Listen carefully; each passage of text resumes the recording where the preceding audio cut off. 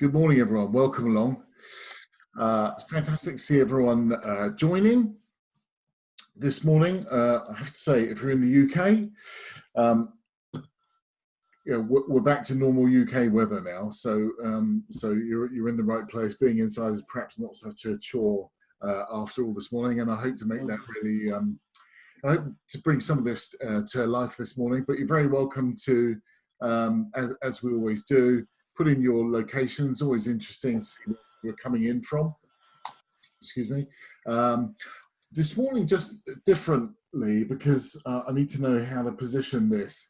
I'd like to know the kind of typical deal or contract values that you work with in your business. So not outlying data, very big deals or very small deals, typical sort of bread and butter, the lifeblood that keeps your business going. And for me, by the way, the average order value is probably under £1,000. So let's not get kind of into any vanity thing on the numbers, but I'm just interested to see what kind of comes out with that.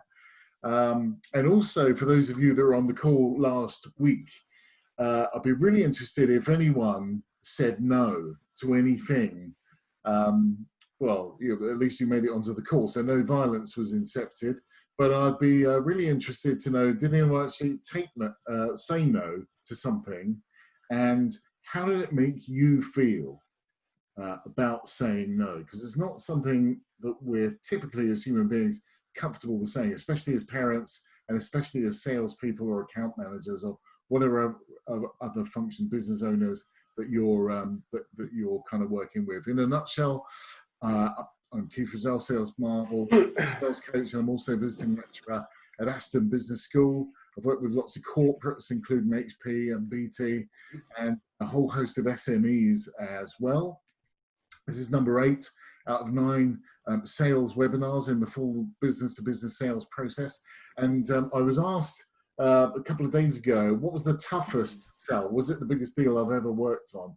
I have to say no. The deal I've actually worked on is actually the simplest of order, so it could be delivered. This is the hats for doormatry. Yeah. Yeah. There we go. Right. So the toughest sell I've ever had was a master's program. It cost about $80,000. I didn't even know you could spend that much on a master's program, but that's just the tip of the iceberg sometimes. And it's called the IMPM. You can Google it afterwards. And when my client, the university that ran that program, when I asked some of the academics that were on the program, why do people come on this program, they couldn't give me an answer in less than 100,000 words. And when you're trying to kind of build a website and a compelling value proposition, I think you'll agree, less is more. And that old Winston Churchill classic of, I'm very sorry about the length of this letter, but I didn't have enough time to write a shorter one, that rang true when people were describing to me exactly why people come on this program. So anyway, getting it into a short value proposition was a tough gig. Let's move on. Excuse me. You'll have seen this chart before for some of you that have been on the calls before. The 8 typical steps in a business-to-business sales process. Some are larger than others, some are smaller than others, but start off with value prop, go-to-market strategy, lead generation, the right kind of leads for your business, qualify those opportunities, those deals. Maybe if it's a bigger one, there's a pursuit strategy. Who else do we need to talk to? And last week we talked about negotiating. This week we're talking about closing the deal, and unusually we're also going to talk about negotiating, because sometimes when you go to close, you have to move back into negotiate again to gather your ground, to reshape the deal, reshape the commercials maybe, and sometimes you can do that face-to-face if it's a simpler and opportunistic event. But sometimes if it's a massive or a complex kind of sale, you have to kind of put your thinking cap back on. Maybe it's back at the office, and we'll talk you through how to do some of that. So unusually, we're going to be covering 2 topics, mainly close, but often when you have to move back into negotiate as well. And then next week, excuse me, we're going to be talking about maximizing yield, which is how to unleash that silent or unpaid sales force that is your customer base. And some of that will include referrals, some of it will include added extras, etc., etc. Okay, so, right, closing the sale. Let's look at definitions for that. Disclaimer, first of all, is a really, really big subject area. We're just going to scratch the surface. But it's how to think about, I want to get you in the mindset for how to close business in your context, because context is vital to understand here.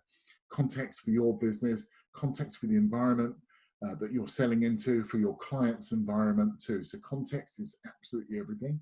So the definition really is the moment at which the client agrees to buy your product or service and therefore exclude the competition. So you are either preferred bidder or you're the chosen one, so to speak.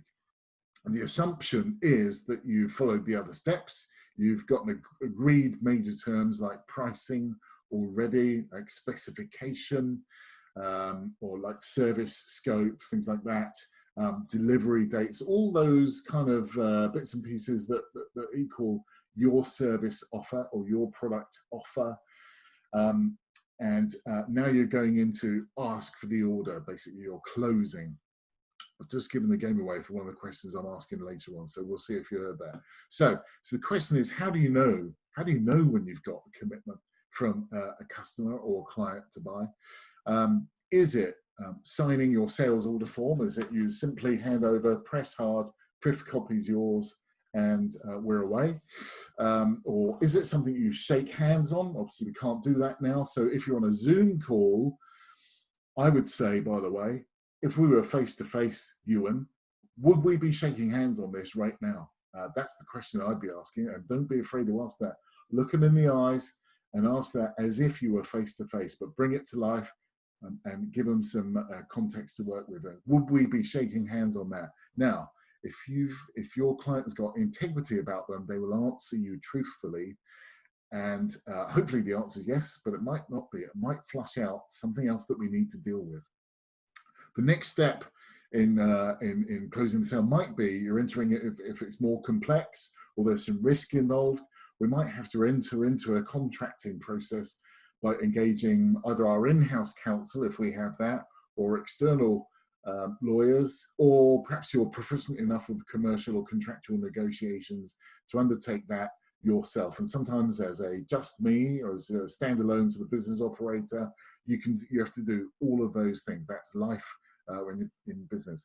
Or if you've been responding to a tender, and I'd be interested to find out how many people do respond to tenders. How much of your business is that? Is it just occasional? Some people just will never respond to tenders because they take up too much time. But if you've been involved in a tendering competitive process for your service or your product, you just might get a call, as I have done many times over my career, from the client saying, congratulations, you've won. Or on occasion, you do get, I'm really sorry, but you had the best proposal, blah, you know, filter, whatever else goes on the end of that, but you came second, or some such other kind of message. So, but that might be the message that the client wants to buy from you. Now, I want to try this now. We are sharing this, and I need you to tell me, because I think I have now mastered this, where I'm sharing computer sound, but I want to give you a best practice. Yeah, laugh if you want to, Ewan. Try being this end of the screen. But I'm really hoping you'll get the. I'm really hoping you'll get the sound on this. But this is what best practice looks and feels like, and it's a minute long or so. But then I want to go back and just kind of break it down a little bit. And if you can't hear for whatever reason, just kind of unmute yourself or give me the can't hear symbol, universal symbol for can't hear. Okay, so no prizes for guessing where that came from, but it's I think series 2 of Peaky Blinders.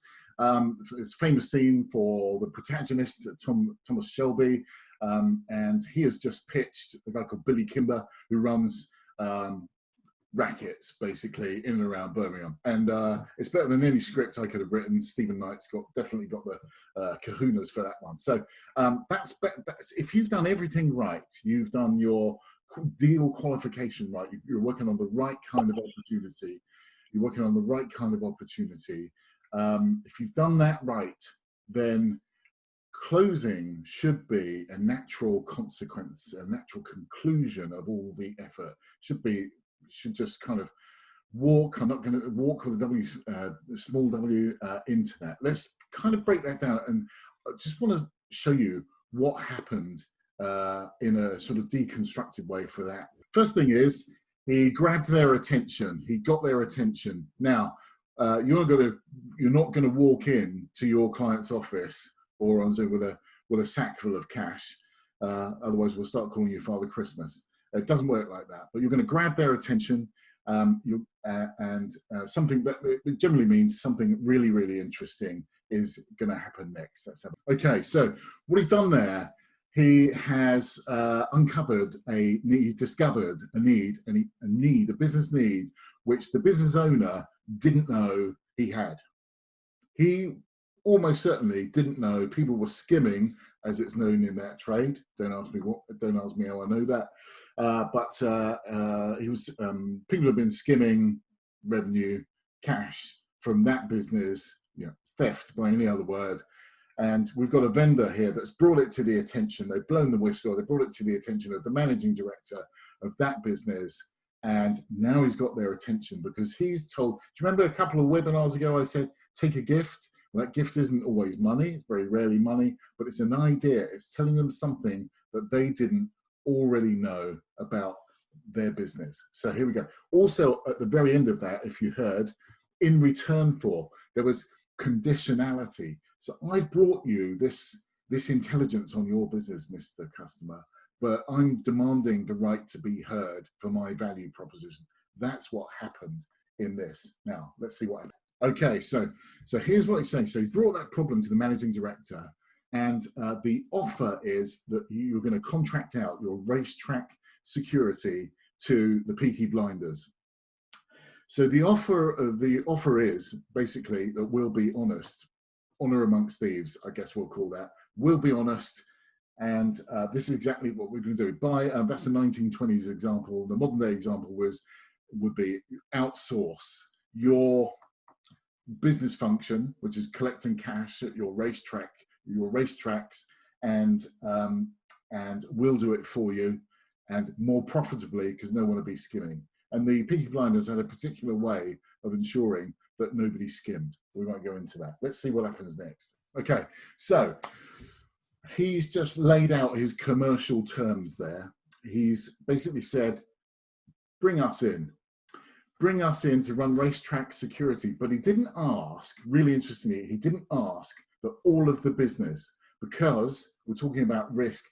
That might have been just too big an ask for Billy Kimber, the gangster, to say, yeah, just like that, I'm going to hand you over racetrack security to all of my race courses that I run racetrack security for. So that's called a fragmented strategy, where you ask for not all of it, because your company might not be capable of handling all of it. You just want the piece that you're most likely to succeed in. So he's asking for 3, but he's then asking for more conditionality. So if after 12 months we're all happy, that's you're happy and I'm happy, so I've got an opt-out clause if I'm not happy, it rises to 6 racetracks. So he's going to double his revenue from year 2 onwards. So it's a really good way of breaking it down. Now let's see what happened. He also asks at the end of that a question. Let's see what happens next. Okay, so we're introduced. So he's laid out the deal. He has.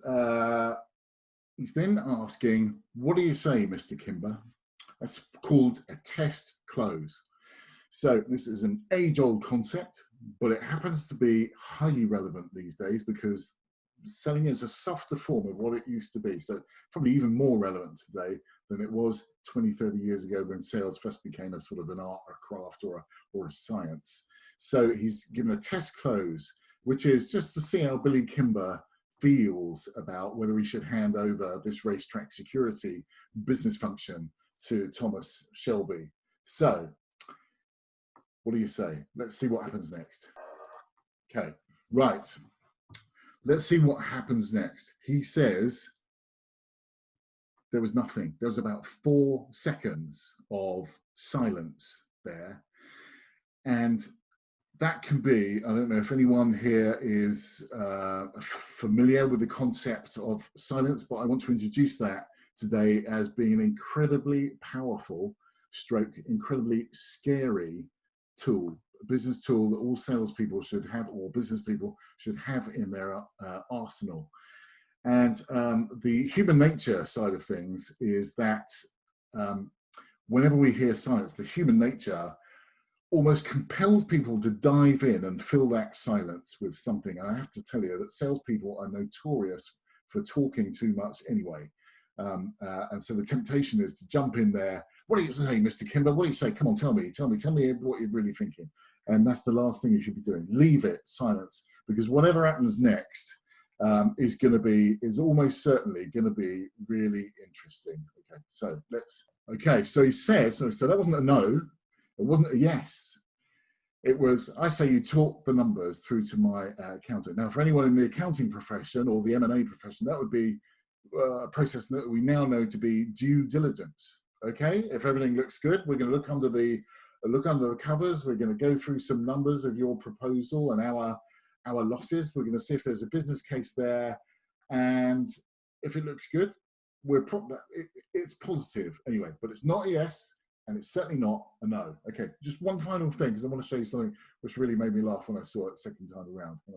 Let's see what happens on the accountant's face. The wryest of smiles there, because the accountant knows what that means. That means the boss, the managing director, has said that is, you need to make this happen. And he needs to make it happen for a couple of ways, for a couple of reasons. A couple of reasons are, if anyone's skimming money from my business, we need to stop that. And Billy Kimber probably had a particular way of doing that. But also, if Kimber's coming in and going to make him more profitable, if you're taking your service to your clients and making them more profitable, we want to find a way to make this happen. Okay, so what happened? So incredible use of silence there, very savvy use of silence. Think about that. Don't be scared of it. Embrace it. He had a test close going on there. He had conditionality. If I do this, you do that. Okay, think about that. There was a case, so the case study was actually the highest of compliments. It was on his own company. He'd done his research. Whenever you research your client or a prospective client, that pays an incredible compliment, especially if you can do sufficient research as to uncover something the client probably doesn't already know about their business. That makes you a very valuable business contact indeed, to tell them something, to speak truth unto power, if you like. That makes you very, very valuable.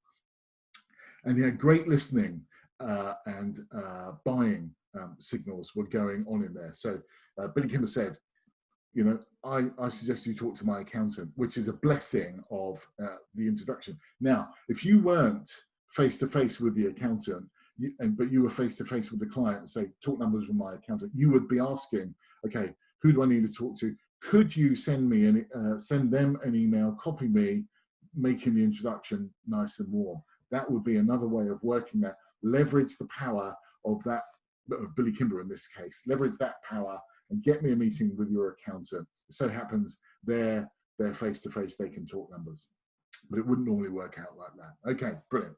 So first principles are the closing the sale shouldn't be, now I'm going to put on my closing hat or my special clothes or something like that. It should be a natural conclusion. At the end of the day, this is conversation, not interrogation. So it should be a natural conclusion to a qualified conversation, taking account of the other sales phases we've already talked about, which are gates through to the next phase. There should be buying signals. There should be something. It should be positive body language or questions of interest, buying signals. We'll talk about that in a second. And be aware also that although you're closing, you may have to move back into negotiation to handle something, move forward back into closing again. So you may have to cross back and forth several times. Sometimes if it's either a difficult customer, and we've all had those, or a complex sale, and I guess we've all had those. So closing takes place throughout all the processes. You're always looking for positive, I would say, affirmation or approval of your continued presence in that account or continued presence in that deal pursuit. So you would be asking also who else needs to sign this off. We talked about that in webinars 4 and 5 with asking high gain questions and pursuit strategies. Who else you need to be talking to in that account. In this case, in Billy Kimber's case, you need to talk to my accountant, the trusted advisor, the Tom Hagen of Billy Kimber's organization, if you like. Okay, so you may not always be able to meet the decision maker in person. If sometimes, especially if you're selling high value deals, which could be into the millions, contextually anyway, could be into the millions, you may not always get to meet the person that puts pen to paper. There might be an MD or a CEO or even someone overseas. You may not be able to actually get to meet them. So you would then ask for the recommendation. You'd be asking that, your close would be, you can't shake hands on it necessarily, but you can test the commitment to buy by asking for the recommendation. Are we the person that was going to be recommended to the decision maker? Most sales training you go on, they'll be telling you, you need to meet with the decision maker, as will I. But I can tell you, having been around the block many times, you don't always get that chance. Great if you do, and sometimes not always in the office. It might be dinner, drinks, whenever lockdown finishes, we'll be able to get back into all of that. That might be your opportunity to close the decision maker. But right here, right now, we've got to close the person that's kind of recommending, if you like. So you can ask another test question around that. First of all, it's going to be the only recommendation. You need to be asking that and make sure it's not going for 2 options, 2 recommendations. And there's probably very little you can do about that, but the answer will be fascinating and will help inform your strategy going on to close that sale going forward. But also you can ask the question, as I've done and I've seen done many times in meetings, and for that to be overturned, for the decision maker to overturn that would be remarkable. Some words that you're comfortable with to that effect. So what are the chances of it being overturned because of some, I don't know, black swan event going on elsewhere that we have no knowledge of, because some businesses are so large you just can't be everywhere unless you're IBM. So test the commitment to that purchase. Because that's really important with your own sales manager or your own managing director, whomever you report to. And so exactly right. So you don't always get to shake hands. Sometimes it's simply, what are the next steps? How are we going to move this forward to the point by we have a signed contract going forward? So here's another thing on contracts, by the way. Always try to start with your paperwork, with your contract that you've previously negotiated with another client that forms your template. If ever sometimes they do insist on using their paperwork, you can guarantee it will be incredibly one-sided and not in your favor. So there'll be a load of red lines. We've heard lots about red lines over the last couple of years, but there will be loads of red lines, stuff that you just can't agree to. And there and then, that's where that needs to be where you put on a very mature hat, if you like. And if you just cannot live with some of the provisions in that contract, that's the time to walk away, or at least test whether there are, just desirable terms on behalf of the client, or whether they're just, they're mandatory terms on behalf of the client. And that's your opportunity and responsibility to test. So also, first principles, build an agreement staircase. So getting to positivity. Now, a lot of you will look at this staircase on the right-hand side of your screen and say, that's the light at the end of the rainbow, if you like, the light at the end of the tunnel. That's where the pot of gold is. That's where we're closing the sale. But I say to you, keep your eyes open, because it could be a train coming the other way. What's the worst thing than no business? It's bad business. So keeping a focus on on business, making sure they don't secure last minute concessions from you, which all of a sudden take your deal from profitable to questionable. So be aware, that's what I'm saying. So you can ask questions like, and again, I'm simplifying this just to emphasize the point. If you're in some high street retail shop and you're buying a television, they'll ask the salesperson, a good salesperson, rather than just saying, do you want to buy it or not, which is 1980s selling, which the answer is almost certainly no. They should be asking you questions. Do you like the crystal clear 4K screen? Questions that draw you in, or your customer closer in to your deal. Do you like it in red or black, an alternative there? Do you like it, prefer it in the red or the black or the white, whatever it happens to be? But it's something where you're getting more information out and further engagement from your prospect or prospective client. Will that fit okay in your living room? These are just questions. They're little questions. They're gentle questions. They're not, we're not beating anyone around this. We're asking questions of interest and further engagement, further buying from the client. And is delivery okay next Friday? That's an example close.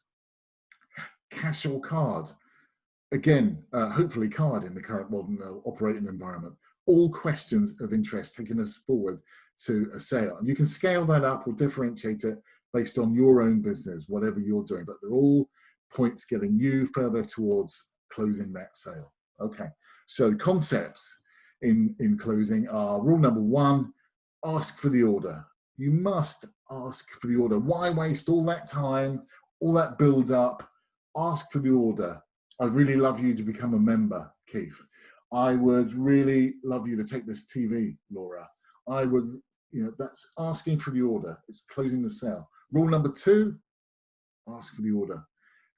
Rule number 3, ask for the order. You would not believe the number of times I've been recruiting salespeople. They don't even ask for the job, and they won't ever get the job if they don't ask for it. That's just a rule. If they can't ask me for the job, how do I trust them to ask for the order when they get out visiting with clients? And for some of you on the line that have been in sales 20 or 30 years, you know that you're guilty of not asking that question from time to time, because we're all human. Okay, right. So why don't we ask for the order? Well, early childhood shapes all of our thinking these days. It's possibly because when we were young, we were taught it was impolite to ask of things. At the time, it would have been, ice creams or something like that, rather than 4K TVs.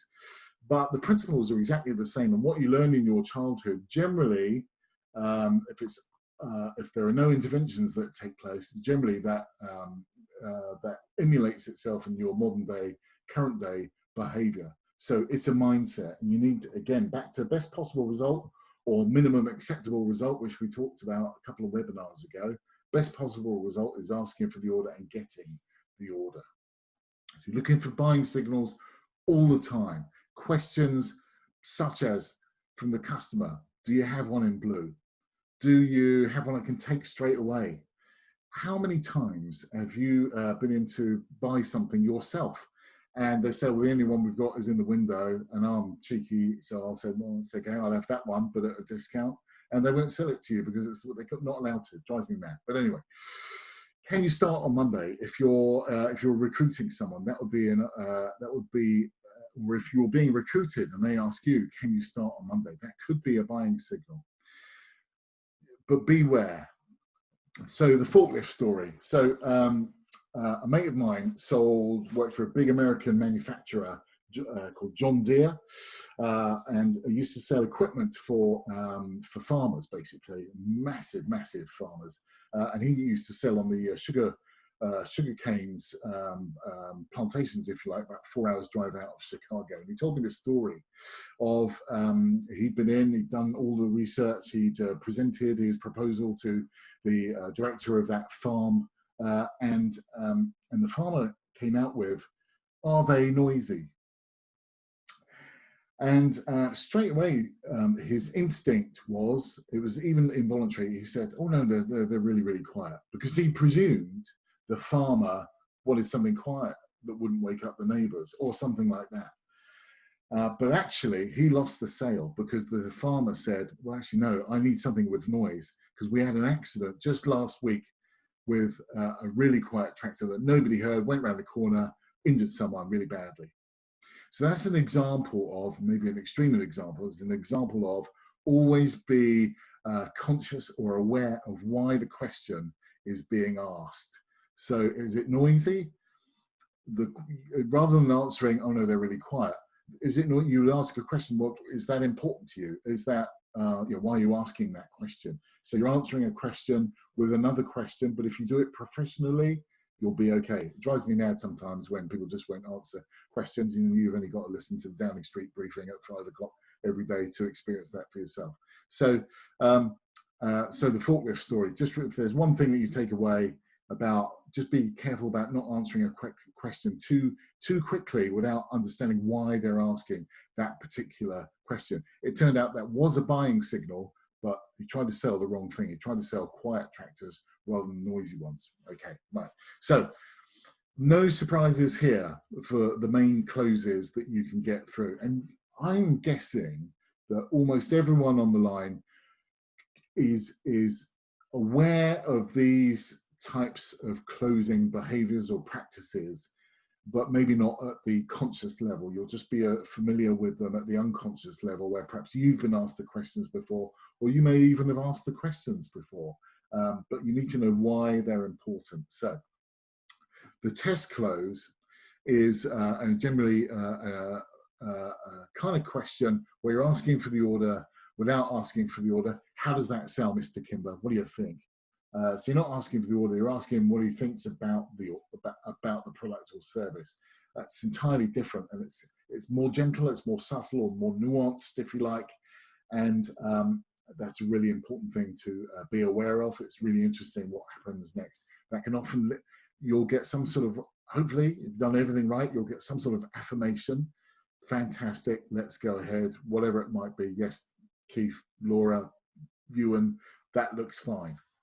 So, and then whatever the next steps are in your sales process, which will be, okay, brilliant, let's shake hands. I'll start on Monday, or it could be, can you press hard? 5th copy is yours. If you've got some paperwork that you need someone to sign, that would be your actual close. That would be the physical commitment, if you like. That's where you can actually, you've got something to invoice for cash there. It could be a summary close. Okay, so it's the iPhone 11 Pro Max hot pink. It'll be a 6.1 screen and 256 gig of memory. Is that right? Yes, brilliant, let's do it. That will be another example. Or it'll be brilliant, so you want to buy 5 hours of my time each week. We're just administrating, so it's £27 an hour, or whatever it happens to be. Is that okay? Starting Monday, yes, that's okay, brilliant, let's do it. The alternative close might be where you're not really asking the order. So would you like it delivered Monday or Thursday? So you're not directly asking for the order, but if they say Monday or Thursday, one of those two, then they're effectively electing to buy your product right there and then. So that's a much more, again, subtle way of asking for it.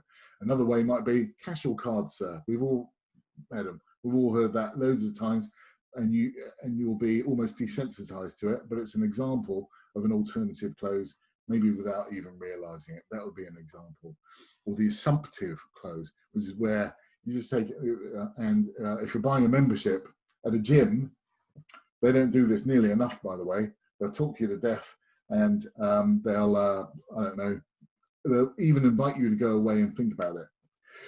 But they should just take out their order book. They've done everything correctly. It's £100 a month, whatever it is. They'll fill out the form, your name, full name. That's an example of someone buying in to that process. That's an example of commitment, if you like. Or it could be 43-inch screen, some memory, 4K LED. These are all examples. So these are all, does that make sense, Mr. Customer? Yes, that makes sense. Brilliant. Okay, let's move forward. And then conditional close. So sometimes, you remember I talked earlier on that although we're in closing, sometimes we may have to go back into negotiate in order to move forward. So conditional close might be an example. And again, we're only scratching the scratch here. If I give you 5% discount, Mr. Customer, I'll do that if we can do it right now. Is that okay? Tommy Shelby, made an example of that, conditional closing. If everything, but he did it 12 months in advance.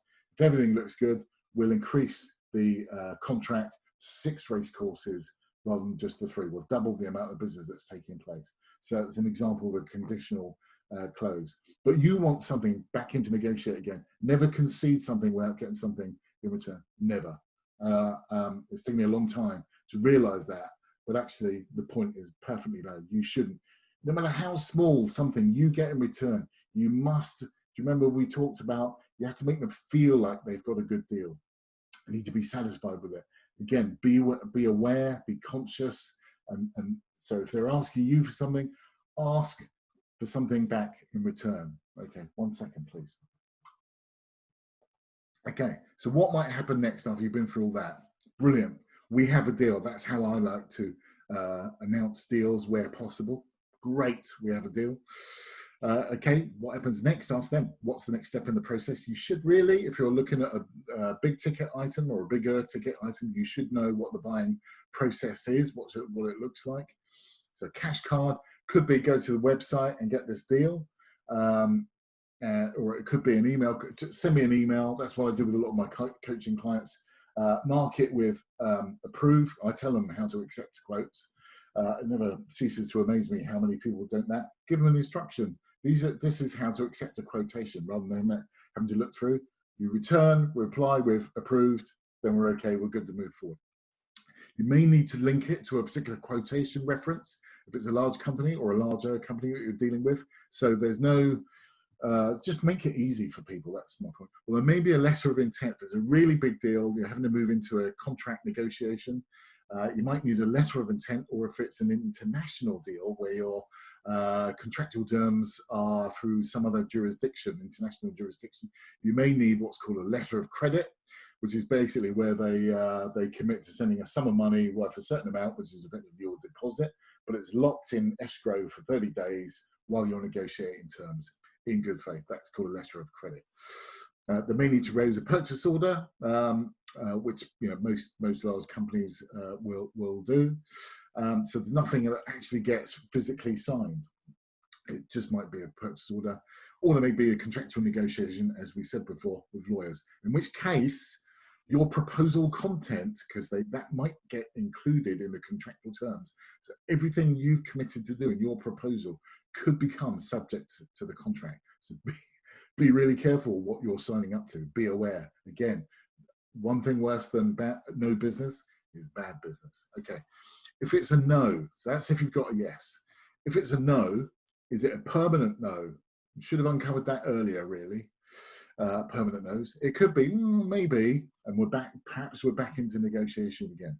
If you've been fully listening throughout the process, again, 2 ears, 1 mouth, talking 25% of the time, therefore customers talking 75% of the time, you're in listening mode. Your questions should have teased out these issues before now. Occasionally, though, you might come across a sneaky customer that's leaving something in the back of their mind about asking for a further discount or a bit more service, etc. So, just be aware of that. Or you could get into objections. And that could be cost, it could be timescales, they need it faster than you can ordinarily deliver it. It could be color, it could be anything that needs a degree of tailoring, if you like. So objection handling is key, and asking questions is key to exactly why that's important, and can you deal with it, and if not, have you got an alternative? Okay, right, so closing number 1.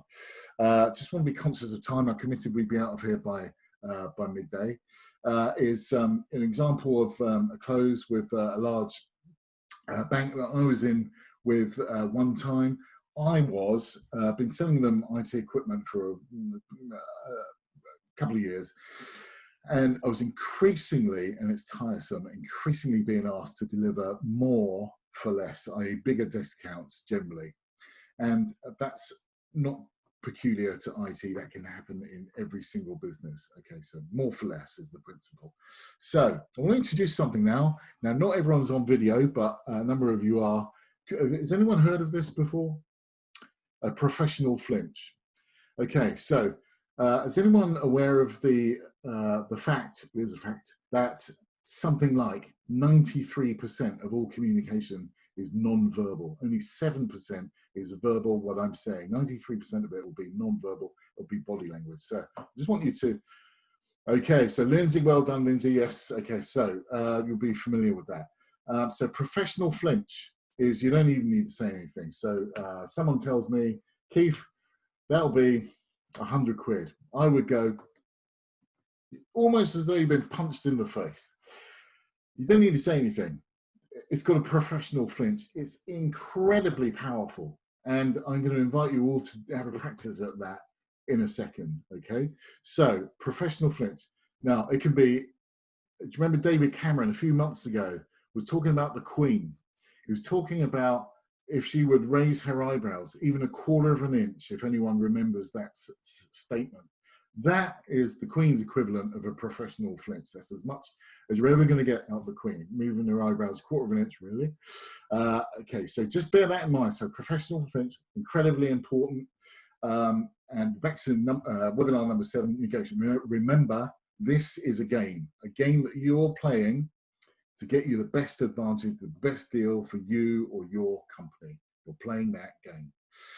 Okay, so I said to you, I just want you to have a practice. So being your authentic self and you're on camera, I just want you to, after 3, so you're all on camera, after 3, I want you to give me your best professional flinch. So after 1, 2, 3.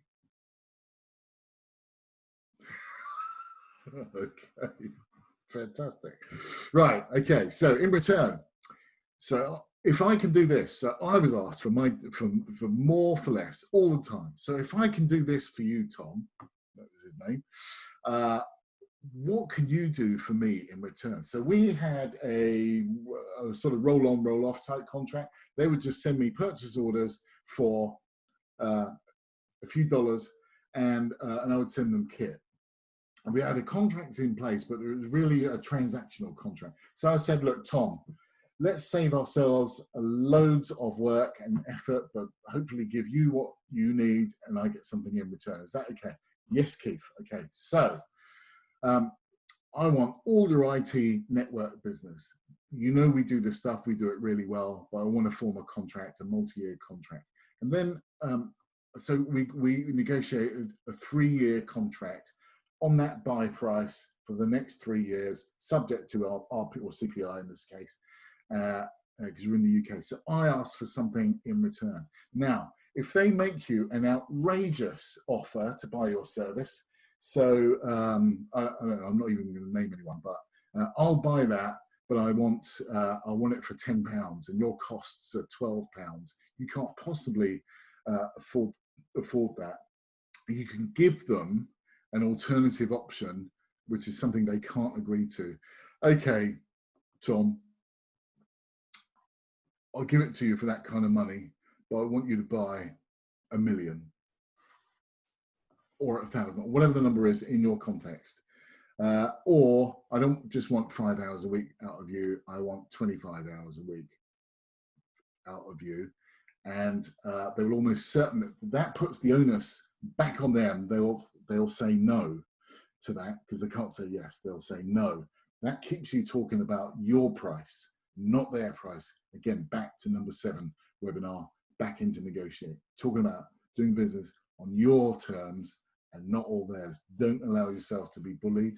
But there are techniques such as making impossible requests, which are great fun, actually, if you're of that persuasion, to make, just to see what happens. What's the worst thing that happens? Nobody's going to die.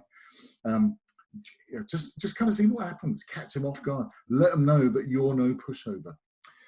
You can read more about this in a book by Michael Lewis. He was a trader on Canary Wharf, legendary trader, in a book called Liar's Poker. You can read more about that, where they have bets in the office around, well, it's all around ludicrousness as with those earnings. Anyway, so closing number 2 with a big German US investment bank. The context is I lost a deal with a big UK bank, and you learn more through losing than you do through winning. I'm absolutely in that, but a nice balance of wisdom and cash is good. So I just lost a big deal at this British bank, And then I got walked down the stairs afterwards by the procurement guy, and he said, "I just need to tell you why you really lost." And I said, "Well, okay, well, tell me more about it." And they said, basically, it's because we like you, if you can imagine.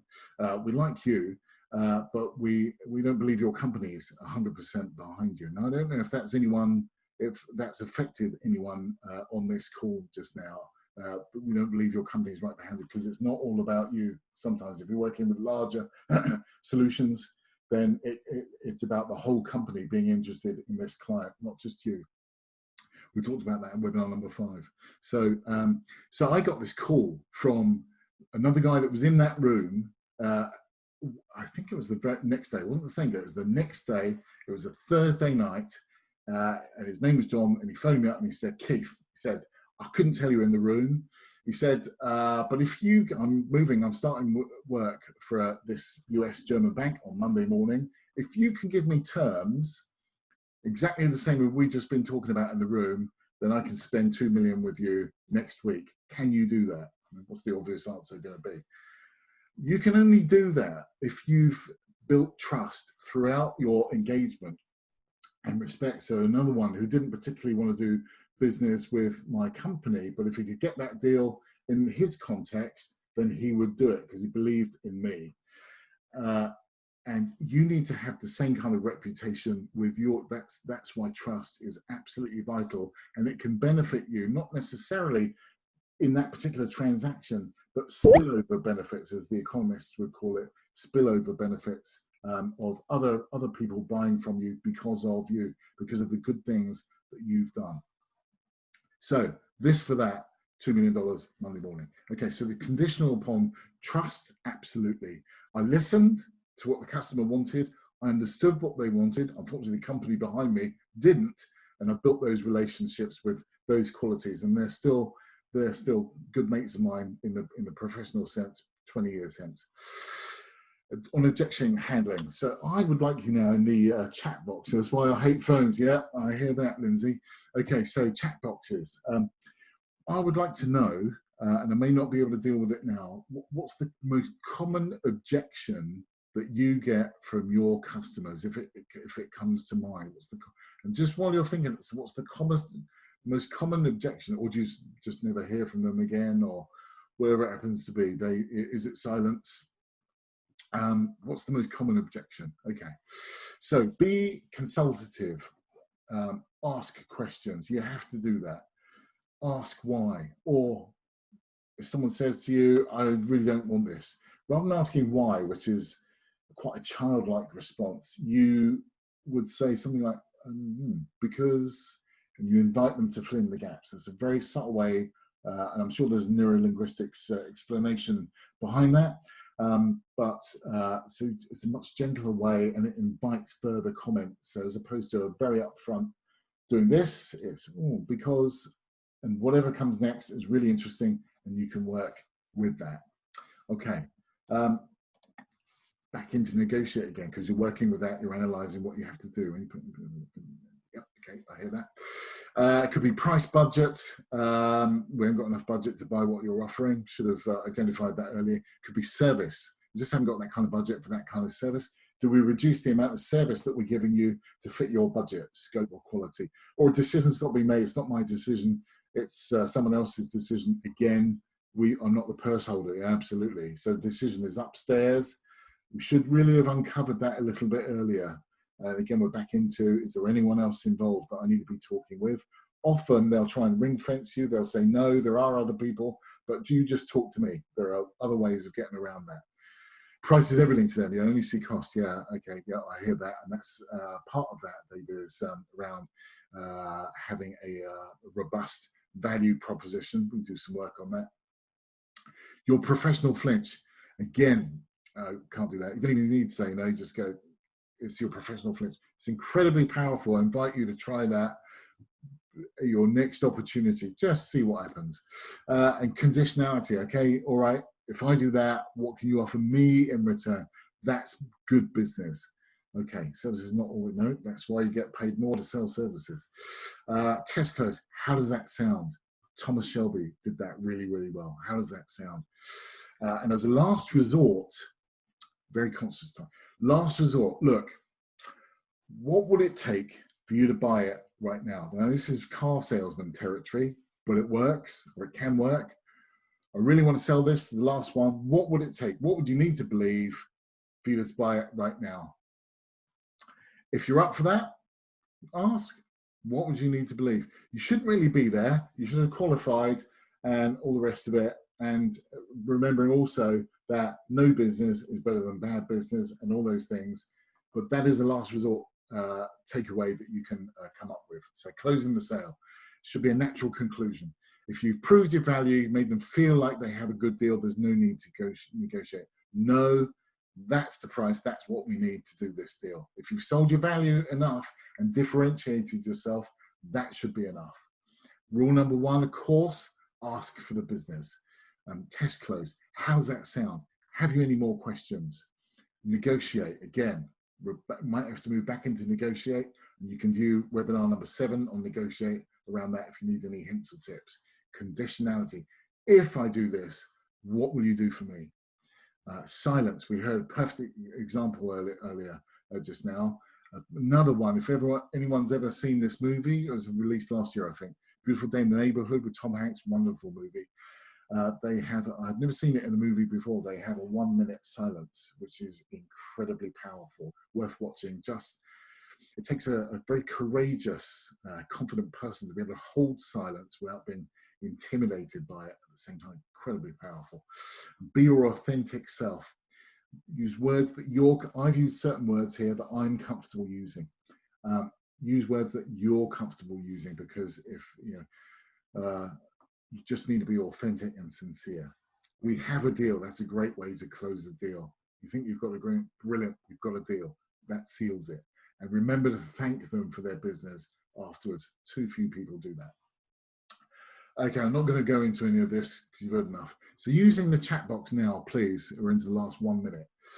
Scale of 1 to 10, where would you score yourself now on sort of comfort with closing? I guess I'm asking, have you learned anything? If you haven't, let me know. If you have, please tell others.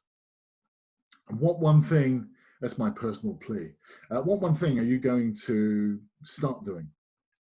Or probably even better, stop doing? What one thing you're going to start doing or stop doing? No? Thank you, Sue. That's the best I'm going to get. I can tell a tough negotiator when I see one. Okay, so anyone got any questions? Stick them in the chat box. I will save it. Thank you, that's kind. I will save it, and if I get a chance, I'll do a separate video and post it and answer the questions going there. So if you're also interested in any other subjects, conscious I've got one more to go in this free webinar series. If there's anything else you'd like to know more about, then please let me know, and I'll do what I can to do something A, for free, and B, extent of my knowledge around that, or sometimes I can bring in a special guest, as we had with Sarah earlier on during the series on paid advertising campaigns. She's the expert in that. Okay, so next week, it's going to be maximizing yield from existing customers. And right here, right now, COVID-19 costs, they are the lifeblood as if no other. So your unpaid sales force. So I'd love you to sign up for that. And I've launched a new podcast. I've already told you about that, but there are more hints and tips on that. There should be a post from Niraj today. Yes, may I, as one last thing, I'm going to ask you to practice your professional flinch just now after 3, if that's all right. So I'm going to ask you to practice your professional flinch. And so after 1, 2, 3. Excellent. Thank you very much. And we'll see if we can get some fantastic ones out of that. 15 minutes. If anyone wants 15 minutes with me, I'm booking some time on Friday and also on Monday. You can check out YouTube channels. They're all on there. And I'll keep them up for free of charge until the 17th of June. In the meantime, thank you so much. I'm sorry I've gone a couple of minutes over, but you can connect with me or send me a message, keith@salesmarvel.co.uk. Let's stop that, and also we'll stop recording. So thank you so much. I really appreciate it.